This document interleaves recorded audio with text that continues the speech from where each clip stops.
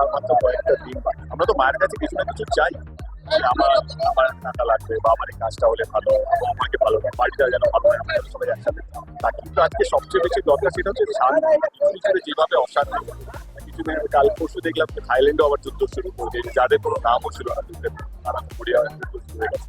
তো আমার মনে হয় যেটা দরকার সেটা হচ্ছে পৃথিবীতে শান্তি, এবং মানুষটা মানুষের শত্রু হয়ে গেছে। কিসের জন্য লড়াই, কিসের জন্য এইসব? সেই জন্য মায়ের কাছে প্রার্থনা কি সবাইকে বুদ্ধি দিক, শান্তি দিক, এবং সবাই যেন ভালো থাকে। পুজো হচ্ছে এমন একটা জিনিস যেখানে আমরা সব ভুলে যাই, আমার খুব কষ্ট, কাজ কর্ম, কে আমার শত্রু, কে আমার বন্ধু। আমরা সবাই একসাথে থাকি। পুজো যেটা বলি যেগুলো উৎসব মানুষকে বাঁধে, এক করে, যে যেই ধর্মের হোক, যেই জাতির হোক, ওটার জন্য। আর দুর্গা পুজো আমার মনে হয় সেরা হচ্ছে দুর্গা পুজো আমাদের কাছে।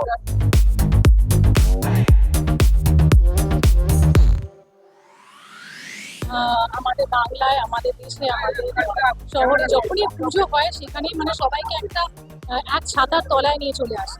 আমার মনে হয় সেখানে সবাই সব মনোমালিন্য ভুলে গিয়ে শুধু আনন্দ এবং উৎসবে মেতে ওঠে এবং ভালোবাসায় পরিপূর্ণ হয়ে ওঠে সব।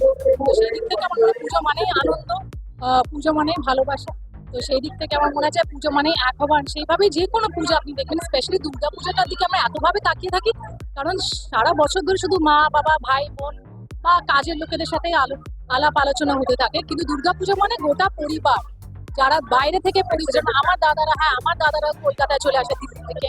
তো সবার নানান রকমের পরিবাররা সবাই এক হয়ে যায়, এবং সাজগোজ আছে, এবং নানান প্রচুর নতুন নতুন জামা কাপড় আছে, প্রচুর খাওয়া দাওয়া আছে। কেউ কোনো বলে না, কোনো মেজারমেন্ট নেই, যা ইচ্ছে খাও, যা ইচ্ছে করে সব ভগবানের নামে বলে আরামসে।